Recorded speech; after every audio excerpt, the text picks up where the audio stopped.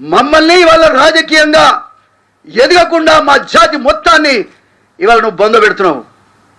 ఏ రకంగా కూడా ఇది న్యాయం కాదు. మా కన్నీరు ఉత్తగబోదు. నేను అంటున్నా కదా, నీకంటే కేసీఆర్ న్యాయం అనే పరిస్థితి వచ్చింది.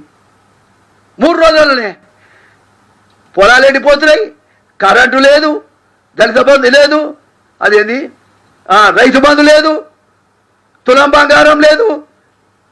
ఏమయ్యా అవేంటి? కాదు కాదు, అయ్యో 2500 మహాలక్ష్మి అంట. ఏ లక్ష్మో? ఏ లక్ష్మి లేదు పేదోనికి. రియల్ ఎస్టేట్ వ్యాపారం జరుగుతుంది.